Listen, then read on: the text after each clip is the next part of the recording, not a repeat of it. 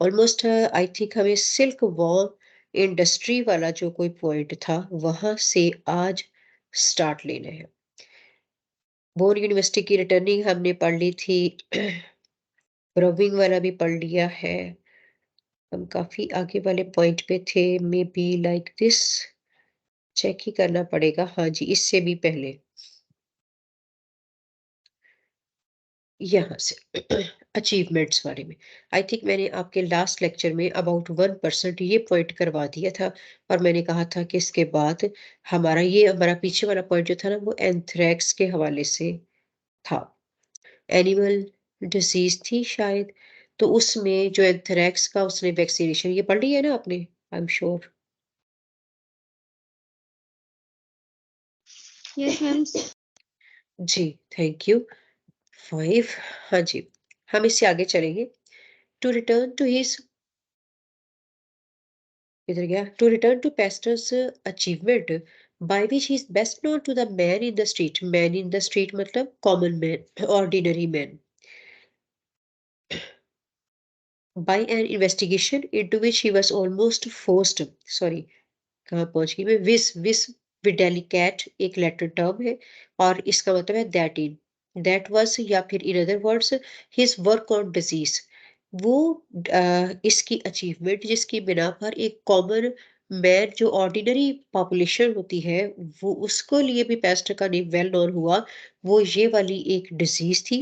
बस led up to by an investigation जिसकी investigation या प्रिवेंशन के लिए ही was almost forced by the French government. वो खुद नहीं उसने काम किया बल्कि उसकी फ्रेंच गवर्नमेंट ने उससे रिक्वेस्ट की, उसको फोर्स किया।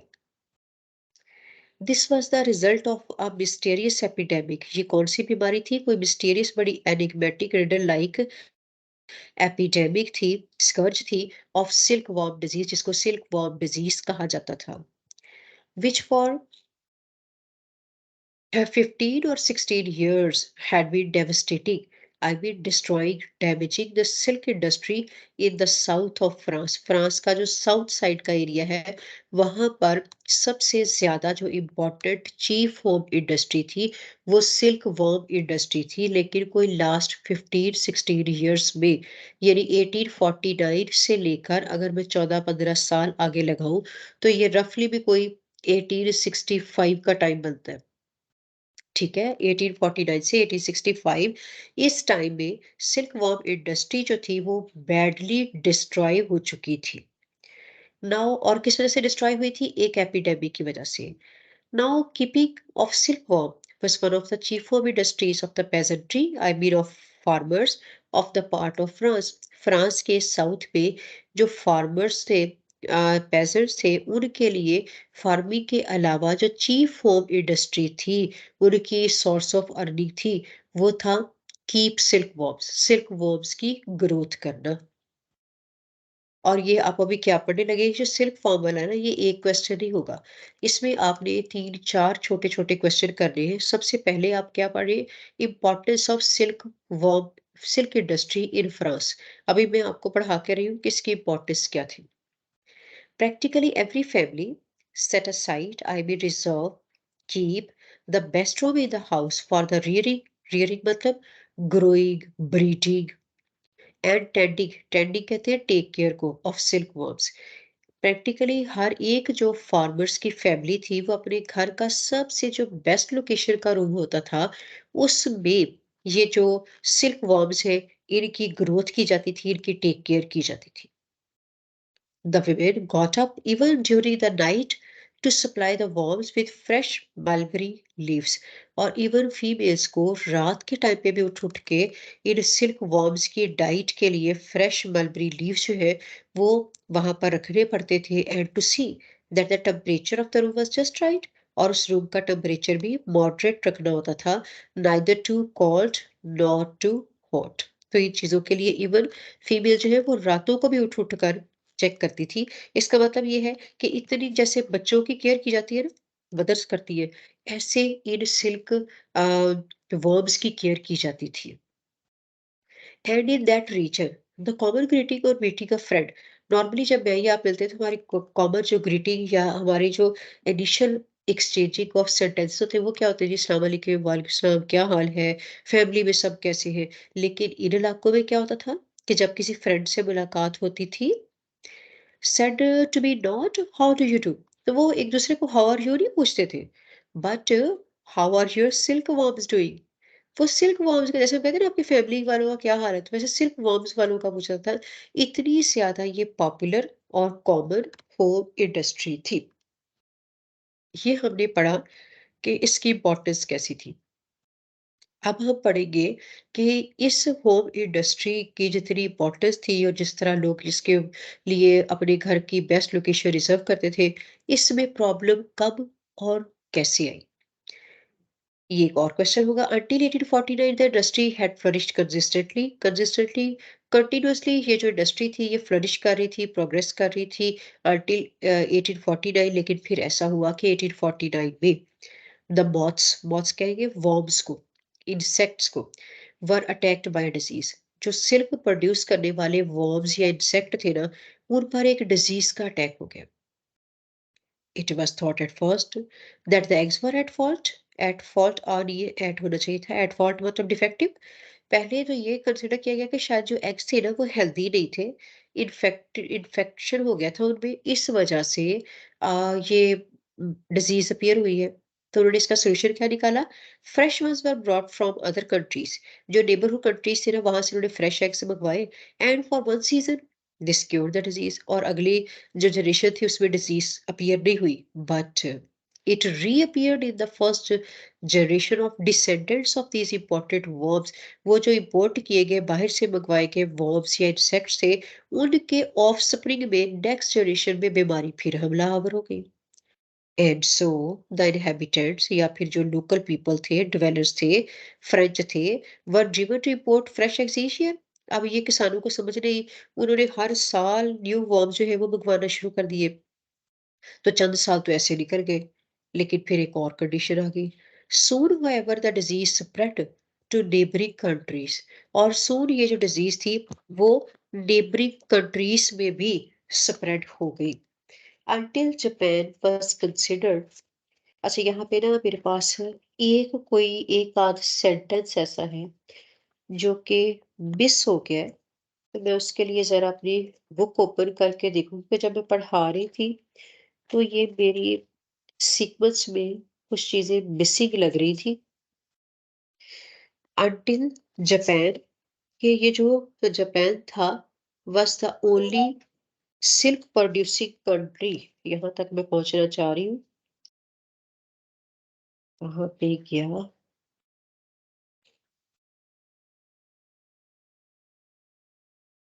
Late me check. हाँ जी, इसमें एक सेंटेंस जो मिस हो रहा था। Neighbouring countries, until Japan was the only silk producing country free from the disease.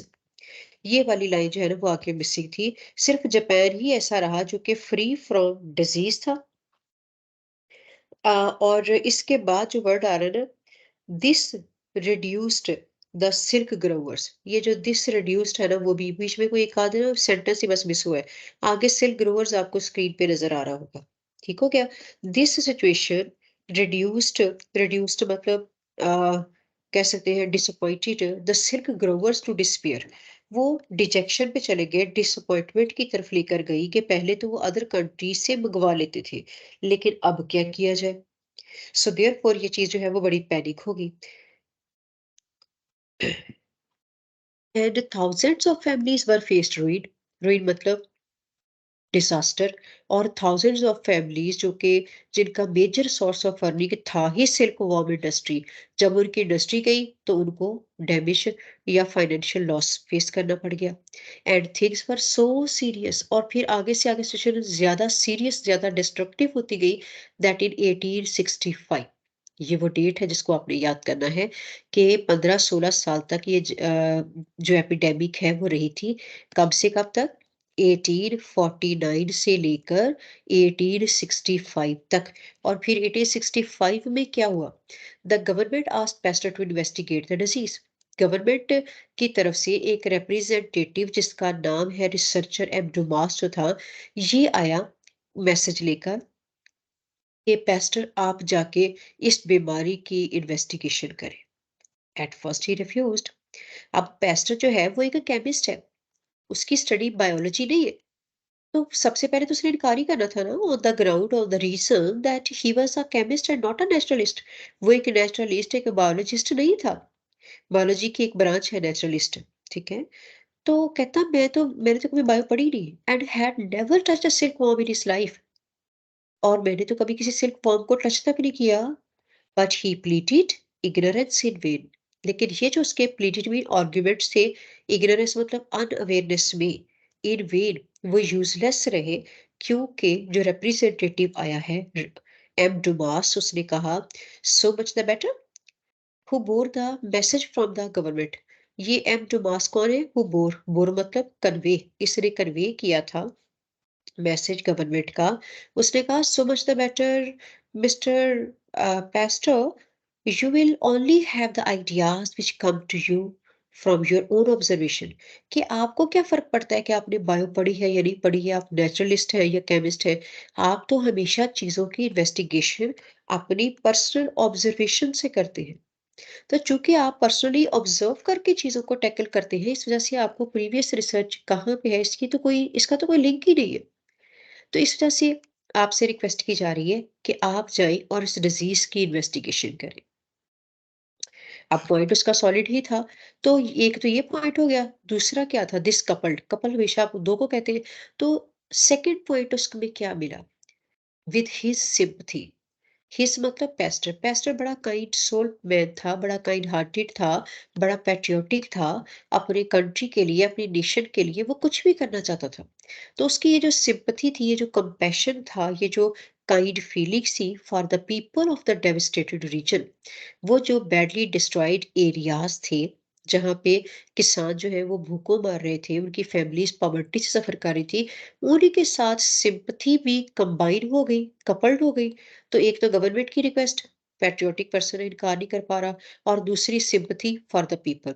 ये दोनों चीजें जब कपल्ड हुई, कंबाइंड हुई, तो ओवर केम हिज रिलक्टेंस। तो वो जो उसको हेजिटेशन थी कि मैं कैसे करूंगा, ये मेरी स्टडी नहीं है, मेरी फील्ड नहीं है, इस चीज से उसने ओवरकम किया, यानी इसको कंट्रोल किया। And he set out. Set out के लिए एक और फ्रेजल वर्ब इस्तेमाल किया, सेट ऑफ, डबल एफ वाला। इसका मतलब था स्टार्टेड ट्रैवलिंग जर्नी फॉर अलेस। अलेस इलाके का नाम है, town in the silk district in south of France. तो उसने वहां पे ट्रैवलिंग की। ये बैडली हिट एरिया था। यहाँ तक हमने क्या पढ़ा कि गवर्नमेंट ने रिक्वेस्ट क्या की, कौन मैसेज लेकर आया और क्या जवाब था। अब हम पढ़ने वाले हैं कि सिल्क वॉर्म की डिजीज की इन्वेस्टिगेशन कैसे की पेस्टर ने। तो आप देख रहे हैं छोटे छोटे क्वेश्चंस अलग अलग चल रहे हैं। नाउ अर्लियर ऑब्जर्वर, यानी पहले जो 14-15 साल से ये डिजीज थी, तो जो पहले इन्वेस्टिगेशन करने वाले रिसर्चर्स थे ना, उन्होंने एक थ्योरी पेश की थी, हैड नोटेड माइक्रोस्कोपिक ग्रेन और कॉर्पसल्स, कि इनके ब्लड के अंदर ना वाइट और जो रेड ब्लड सेल्स है, उनके अलावा भी छोटे छोटे पार्टिकल्स हैं, जो कि नॉर्मली नहीं होते। हमारे जो ब्लड के अंदर सेल्स होते हैं, उनके साथ ये जितने भी डिसीज्ड वॉर्म्स हैं, उनकी बॉडी में छोटे छोटे ना और भी पार्टिकल्स हैं, in the body of diseased worms only, सिर्फ डिजीज जो हेल्दी है उनके लिए। But nobody had succeeded in finding a remedy। लेकिन अभी तक कोई ऐसा रिसर्चर नहीं था जिसने इसकी रेमेडी, इसका सोल्यूशन भी फाइंड आउट किया हो, मतलब इतना पता था। Until Pasteur suggested collecting eggs. तो फिर यहाँ से पेस्टर ने अपनी स्टडी को, अपनी रिसर्च को, अपनी इन्वेस्टिगेशन को स्टार्ट किया। उसने सबसे पहले क्या किया, उसने कहा कि मुझे ना ये कॉर्पसल जो है, या फिर जो इसके अंदर पार्टिकल्स है ना, उनको मुआयना करना पड़ेगा कि ये क्या है। उसके लिए उसने क्या कहा, suggested collecting eggs led by each moth separately. उसने कहा कि सारे, हर एक मोथ, मोथ भी इंसेक्ट, जितने भी इंसेक्ट्स हैं ना, उनके एग्स को सेपरेट सेपरेट लेकर रखा जाए। मैंने हर एक को सेपरेटली टेस्ट करना है, and only keeping those diet from healthy parents. और उसमें से भी सिर्फ हेल्दी पेरेंट्स वालों पे इन्वेस्टिगेशन होगी। The only way in which this could be done was by use of microscope. अब जाहिर है, ये जो कॉर्पसल्स होते हैं ब्लड के अंदर, ये इतने माइनर, इतने शॉर्ट, छोटे होते हैं, इनविजिबल से, कि इनको माइक्रोस्कोप से देखना पड़ना था। और माइक्रोस्कोप के लिए मिस्टर और पेस्टर को क्या लगा? Pasteur realise that this instrument would be a strange and terrifying thing to peasant. ज्यादातर जो पेजेंट्स होते हैं, फार्मर्स होते हैं, ये ज्यादातर अनएजुकेटेड होते हैं, तो उसको लगा कि जो माइक्रोस्कोप है ये इनके लिए बड़ी कोई हॉरिबल चीज ना बन जाए। सो देयरफॉर उसने पहले उन्हें कॉन्फिडेंस में लेना चाहा। So he tried to reassure them by telling them that this little girl of 8 years old was quite at home with it. Quite at home मतलब एक्सपर्ट। उसने बताया कि जो उसकी छोटी बेटी है ये भी इस डिवाइस को एक्सपर्ट वे में यूज कर लेती है। ये डिवाइस बिल्कुल डेंजरस नहीं है। इनफैक्ट पहले जो चीजों की शेप थी या साइज था वो बड़ा बड़ा होता था जब ये नई चीजें बनी। जैसे फॉर एग्जांपल कंप्यूटर जब नया बनाया गया तो इसका साइज इतना बड़ा था कि पूरे कमरे में बस कंप्यूटर ही आता था। With the pass of time हम स्मार्ट जो हमारे ये सारी डिवाइसेस हैं उनकी तरफ आ रहे हैं। इसी तरह माइक्रोस्कोप भी पहले काफी बड़े से साइज में और वो जाहिर है अजीब सी उसकी शेप थी। तो इसलिए उसे लगा कि जो अनएजुकेटेड लोग हैं वो तो कॉमन नहीं नहीं ना अवेयरनेस नहीं रखते इसके बारे में। इसलिए पहले उसने उनको कॉन्फिडेंस में लिया क्योंकि इन्वेस्टिगेशन कहाँ करनी थी? घरों में जाके। जाहिर है घरों के अंदर तो ये सिल्क वॉर्म्स की टेक केयर की जाती थी। इन एडिशन आगे हम पढ़ने वाले हैं अपना मेन क्वेश्चन सिल्क वॉर्म का। बाकी क्वेश्चन भी आ सकते हैं मगर इसके आने के चांसेस ज्यादा हैं। और ये क्या है? What was the solution given by Pasteur? Pasteur ने सॉल्यूशन क्या दिया? In addition he directed he guided the silk worm rearers. Rearers कहेंगे ब्रीडर्स को, यानी जो सिल्क वॉर्म की ग्रोथ करने वाले थे, ग्रोवर्स भी कह सकते हैं। Attention to the need of, इसके बाद नंबरिंग करेंगे क्योंकि इसके 4 पॉइंट्स हैं और ये सारे के सारे ही आपने अपने आंसर में लिखने होते हैं। इसने जितने भी सिल्क वर्म की ग्रोथ करने वाले लोग थे उनको ये सजेशन दी, ये गाइडलाइन दी, डायरेक्शन दी अवॉइडिंग, के अवॉइड किया जाए। Number 1 over crowding. Over crowding ना हो। फॉर एग्जांपल आपके क्लास के रूम्स में चेयर्स लगी होती है। अब अगर एक क्लास के अंदर 50 के करीब बच्चा बैठ सकता है तो अगर मैं वहां पे 80-90 की चेयर्स लगाना चाहूंगी तो वो ओवर क्राउडिंग होगी, अनएक्सेप्टेबल होगी। इसी तरह सिल्क वॉर्म्स में से हर एक सिल्क वॉर्म के लिए पर्टिकुलर प्लेस के बाद उसने कहा कि आप थोड़ा डिस्टेंस भी मैनेज करें और ओवर क्राउडिंग को अवॉइड करें, क्योंकि ये बीमारी बिल्कुल ऐसी थी जिसके लिए प्रिकॉशनरी मेजर्स अडॉप्ट किए जाने ज़रूरी थे। फॉर एग्ज़ाम्पल कोरोना आया तो हमें सबसे पहले मेडिसिन नहीं मिली थी। हमें उसके लिए कुछ इंस्ट्रक्शंस मिली थी कि आपने सैनिटाइज़र्स यूज़ करने हैं, वेल है और आपको एक-दूसरे से डिस्टेंस पे रहना है, हैंडशेक नहीं करना है, इस तरह की। तो बिल्कुल यहाँ पर पेस्टर ने भी इसी तरह की इंस्ट्रक्शन दी। उसने कहा सबसे पहले ओवर क्राउडिंग को अवॉइड किया जाए। नंबर 2 अनक्लेanलीनेस। अनक्लेanलीनेस मतलब डर्टी एनवायरनमेंट। उसने कहा जिस जगह पे आप सिल्क वर्म्स रखना चाहते हो उस रूम को भी आपने नीट एंड क्लीन रखना है, अनक्लेanलीनेस नहीं रखनी। उसको अवॉइड करना है। ओवरहीटिंग, फिर कभी-कभी शायद ये भी हो जाता था कि वो टेम्परेचर को नॉर्मल करते-करते, कोल्ड टेम्परेचर को नॉर्मल करते-करते हीटेड कर लेते। तो उसने कहा कि ओवरहीटिंग भी अवॉइड की जानी चाहिए। टेम्परेचर आपका अगर कोल्ड नहीं है तो हॉट भी नहीं होना चाहिए। And unhealthy conditions, number 4 point है आपका। अनहेल्दी मतलब अनहाइजीनिक कंडीशंस को भी अवॉइड करना है। 4 चीजों को अवॉइड करना है। Over crowding, uncleanliness, over heating and unhealthy conditions. और उसने कहा कि ये मैं क्यों कह रहा हूँ? मेड देम मोर लायबल, क्योंकि जनरली सिंस दीज, ये जो कंडीशंस है पीछे, वीकेंड द इंसेक्ट्स, ये इंसेक्ट्स को वीक बना देती है। And made them more liable to the disease, और वो डिजीज के लिए उन्हें एक्सपोज करती है, यानी उनके अंदर एक टेंडेंसी डेवलप हो जाती है। जैसे नॉर्मली हमें पता है ना कि जैसे बच्चों में भी कहा जाता है कि जो बच्चा वीक होता है उसके ऊपर बीमारी का हमला जल्दी हो जाता है। तो इस तरह ये टेंडेंसी डेवलप कर देती थी, वीक बना देती थी बॉडीज को। ये हमारे पास क्या था? सॉल्यूशन। आपने आंसर बस इतना ही लिखना है। इसके बाद है दिस ट्रीटमेंट दो it was not at first adopted was very successful in decreasing the epidemic. ये फौरी तौर पर अडॉप्ट तो नहीं की गई सारे जो क्वेश्चंस थी, जो डायरेक्शंस थी, लेकिन with the passage of time इससे एपिडेमिक जो है वो कंट्रोल हो गई। It has been estimated that before Pasteur came to rescue, France had lost 40 million francs through silkworm disease. ये जो silkworm disease थी उसकी वजह से 40 मिलियन फ्रांक्स का लॉस हुआ था फ्रेंच गवर्नमेंट को अ, उन 14-15 सालों में जिसमें ये बीमारी ज्यादा रही। फिर पेस्ट रेस्क्यू के लिए आया, प्रिवेंशन के लिए आया, और उसके सोल्यूशन के बाद ये इंडस्ट्री फिर से फ्लरिश कर गई। And even more important result of this work was that, एक तो ये इसका बेनिफिट था ना, इम्पोर्टेंस थी इस वर्क की, किससे वो जो लॉस था उस इंडस्ट्री का, वो दोबारा से जो है वो उसको रिवाइवल मिला। सेकेंडली, इस बीमारी का इलाज करते करते इसका एक और बेनिफिट ये हुआ कि it led Pasteur on the study the infectious disease. इस चीज ने मोटिवेशन दी, लीड किया पेस्टर को कि वो अदर भी इन्फेक्शन क्रिएट करने वाली डिजीजेस के लिए अपनी वर्किंग स्टार्ट करे, क्योंकि अदरवाइज वो एक केमिस्ट था, वो इस तरह की डिजीजेस पर वर्किंग नहीं कर रहा था। तो इस बात से आगे उसे मोटिवेशन मिली कि अगर मैं एक डिजीज की इन्फेक्शन को रिकवर करने में अपनी सर्विसेज दे सकता हूँ, तो क्या इसके अलावा भी कुछ ऐसी डिजीज हो सकती है? और यस, इसके बाद उसकी वर्किंग स्टार्ट हुई, and with higher animals including man, उसने इंसेक्ट्स पे काम किया, फिर एनिमल्स की डिजीज पे काम किया, फिर ह्यूमन बींग्स के हवाले से काम किया। It was during his work on the silk worm that Pasteur suffered from a stroke, the physical effects of which he never shook off. It has been attributed, I mean linked, ascribed to overwork on the silk problem। ये point आपने first page पर ही पढ़ लिया था, जहां पे मैंने आपको पढ़ाया था कि 1870 में उसने सेकेंड टाइम अपने आप को वॉर में जो है वो आर्मी में इनरोल करना चाहा, लेकिन आर्मी वालों ने कहा था कि नहीं, आप हाफ पैरालाइज्ड मैन हैं, हम आपको आर्मी में नहीं रख सकते। तो यहाँ पे बताया जा रहा है कि उसपे ये पैरालिटिक अटैक हुआ क्यों था।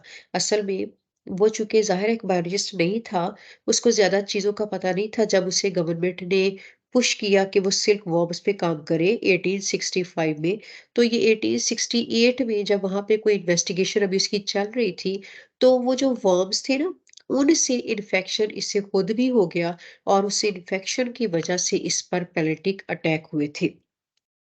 जिसके फिजिकल जो आफ्टर इफेक्ट्स है ना, वो तो कभी भी उनसे फ्री नहीं हो सका, लेकिन providentially luckily his mind was not injured, उसका माइंड जो है वो इंजर्ड नहीं था। 2 साल के बाद 1870 से ऑनवर्ड्स वो मेंटली बिल्कुल रिकवर कर गया था, लेकिन वो जो फिजिकल उसकी डिसेबिलिटी आ गई थी वो रिकवर ना हो सकी।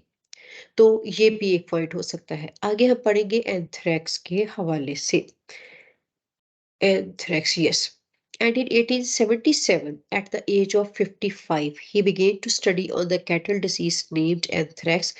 उसने एंथ्रैक्स पर अपनी स्टडी को, अपनी रिसर्च को स्टार्ट किया।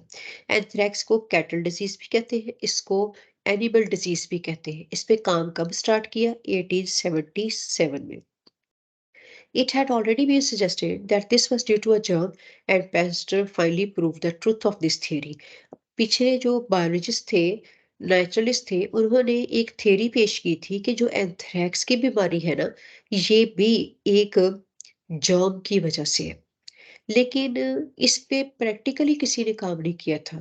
पेस्टर ने फाइनली एक्सपेरिमेंट के बाद ये फाइनल आंसर दिया कि वाकई उसके बिहाइंड एक जर्म है, जो कि बॉडी में इंफेक्शन क्रिएट करता है, जिसकी वजह से एनिमल्स की डेथ होती है। तो इसका सॉल्यूशन भी उसने दिया, and further worked out preventive treatment. Pasteur ही वो पहला शख्स था जिसने इस बीमारी का प्रिवेंटिव, यानी कि उसको क्योर करने का जो एक ट्रीटमेंट है वो दिया। ही, और उसको ट्रीटमेंट कैसे दिया? ही कल्टिवेटेड, कल्टिवेटेड कहते हैं ब्रीड को, ग्रो करने को, डेवलप करने को। उसने डेवलप किया anthrax bacillus. Bacillus rot like any bacteria हो सकता है। वो जो मेन बैक्टीरिया जो कि एंथ्रेक्स बीमारी पैदा करता था, उसने वो वाले बैक्टीरियाज लिए, उनकी कल्चर प्लेट पर ग्रोथ की in such a way that it became only mildly poisonous. Mildly मतलब लेस, और वो लेस पॉइजनस हो जाए, ना वो डेड हो, ना वो एक्चुअली अलाइव हो, यानी लेस डेंजरस कह लें, वो डेंजरस ना हो। एंड प्रूव्ड, और फिर उनको वीक बनाया, यानी वीक बनाने के बाद उसने क्या किया, that these weakened germs introduced into an animal's blood.